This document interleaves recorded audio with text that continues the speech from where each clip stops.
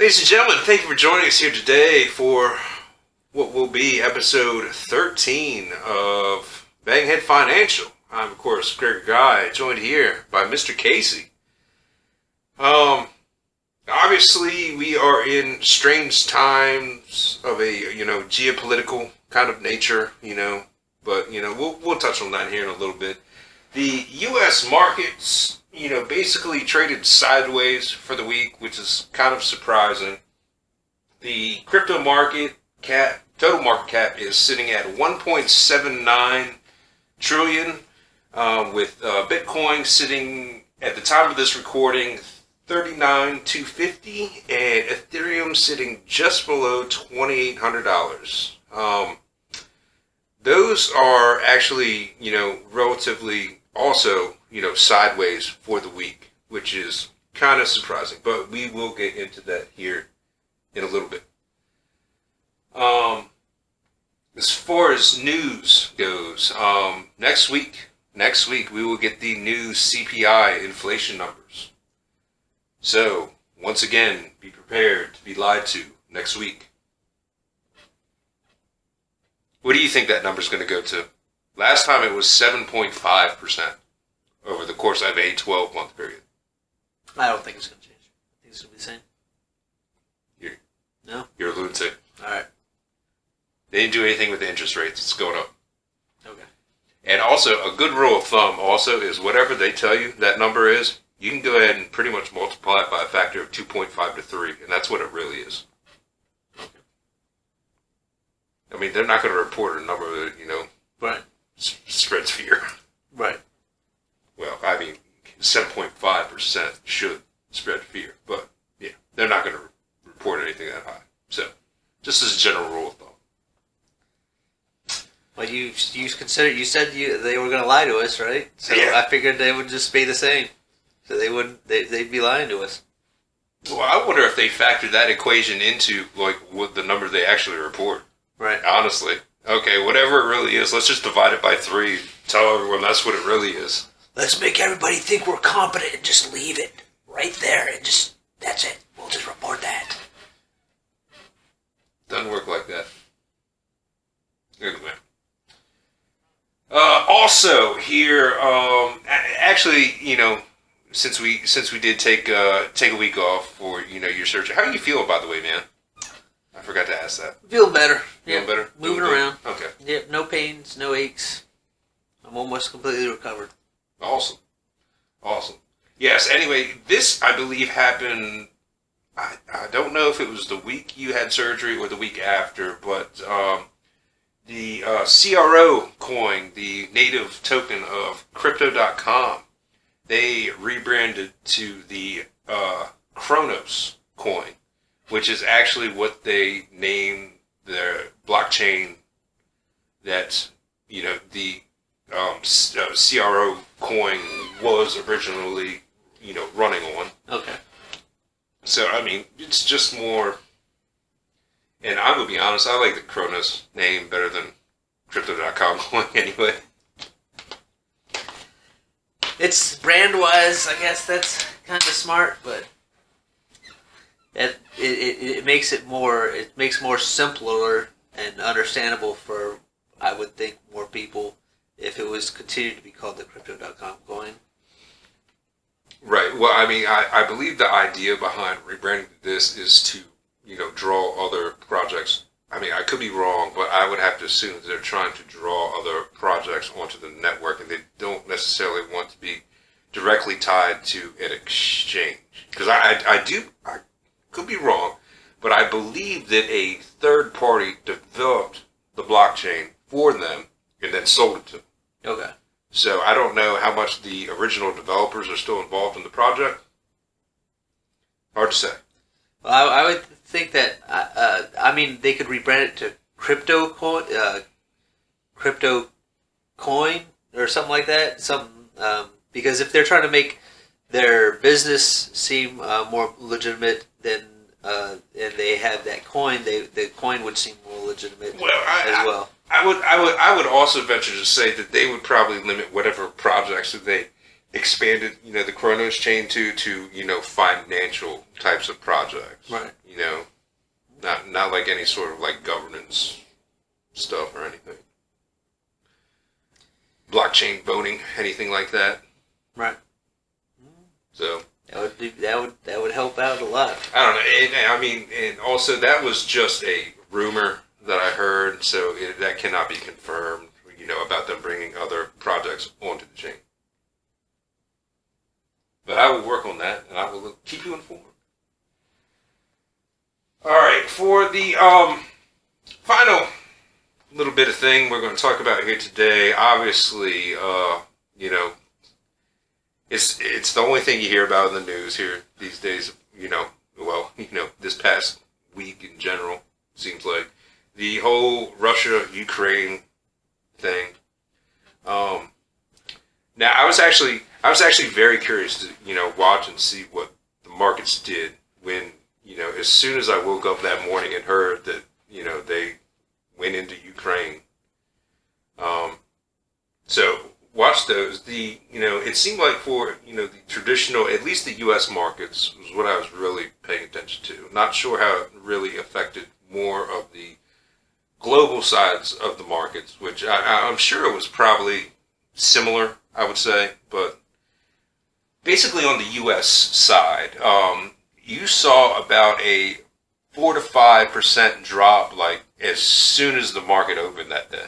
I feel like it was like instant. I feel like that are you talking about both crypto and?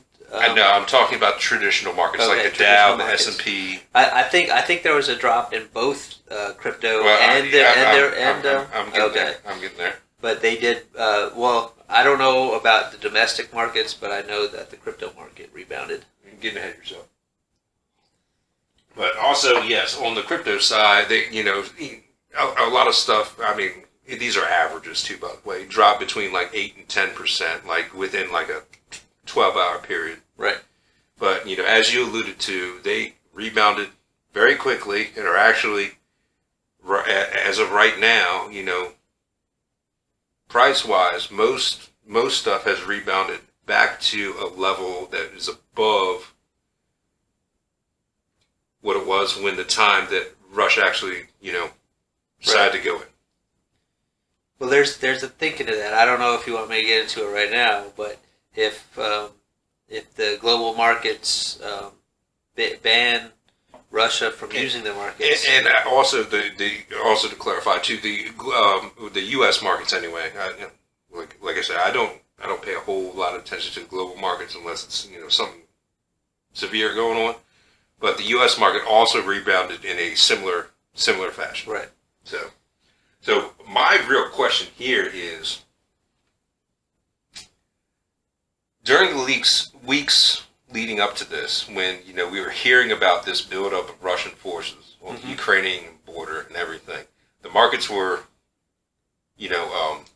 trending down a little bit, we'll say. Right. Now, after they just know that Russia went in and the rebound happens. Did they already factor the fact that maybe Russia's going to go in here into where the price of the market action was? I don't know the answer to that. I don't either. I mean, it's in the back of my mind. I think it's definitely a possibility. Because they have this saying. It's called FUD: fear, uncertainty, and doubt. And a lot of that drives markets down. And if you're in a situation with this whole Russia-Ukraine thing where you just don't know what's going to happen, that's definitely in the category of uncertainty. Well, I can say that you could even throw doubt into that one. Yeah, war is good for business in many senses of the words. What it's not good for is countries. That's true. It is not. War is not good for governments because they are the ones that are spending the money, and the only way to recover that money from the government after the fact is to take things from the country that they've defeated in a war. So now you got it's war is good for banks because they're the ones that are lending, and they're gonna get their money. They're gonna get their money back one way or another. War is good for unless they're funding the losers. The losers of the war are in no way able to pay it back. And by the way, which is one of the big reasons after World War One that Germany was in such huge debt, and they had issues, and they had With inflation. yes. I remember hearing a story that they were burning their, what they use, Deutschmarks back then? Or whatever their currency was. They were using it to heat their homes instead of buying stuff with it. Well, I mean, they do the same type of thing in. But, I mean, it was so hyperinflated yeah, that it was just worthless. that country in South America, I can't remember what it's Venezuela. called. Venezuela have their currency is worth absolutely nothing. So, war is good business for a lot of different things, but we'll just say that it's not good for governments. Okay. Yeah, I mean, to an extent, I'll agree with that. Now, the interesting thing is, and this is obviously a first. Well, it's okay. It's kind of complex. It's basically a first-time situation for the crypto market as it stands, as a whole nowadays, today. An actual, war, bullets flying contest between two nations. Now, the Crimea stuff, there was obviously, live fire and everything happened back then, back in 2014. Right. But at that point in time, it was basically only Bitcoin and maybe a couple things. So there's no market history, Right. For a situation like this. Well, the one thing I will say is about a situation like this where the global markets might ban Russia from using the SWIFT banking or that style of.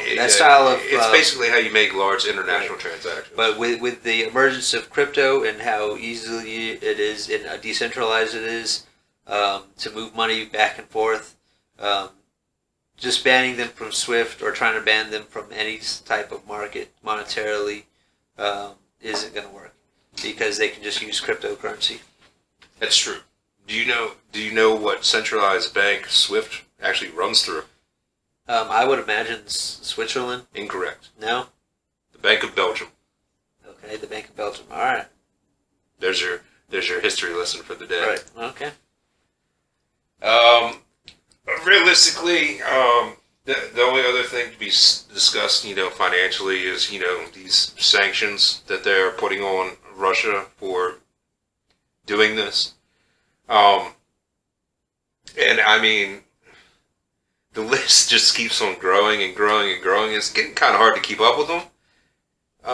So my question to you, and I mean, you might not know, might not have an opinion on it. Do you think that, sanctioning, Russia is going to do anything? No. I agree. I don't think it's going to do There's anything. always a workaround. It is going to do one thing. It's going to drive Russia further away from the Western powers. And closer to China. Right. Like I said, there's always a workaround. And, I mean, they'll just conduct transactions, in my opinion, through China. If they get kicked out of SWIFT. But I don't expect them to get kicked out of SWIFT. Which makes China more would make China more powerful because now you have Russia. Well, on top of that, they're going to be taking a cut, I'm sure. Right. Come on, man. I would, anyway. All right, well, there we go. Episode 13 of Banghead Financial. Talked about crazy stuff going on in the world and how it affects the financial markets. I'm, of course, Gregor Guy, joined here by Mr. Casey. Ladies and gentlemen out there watching, have a lovely day.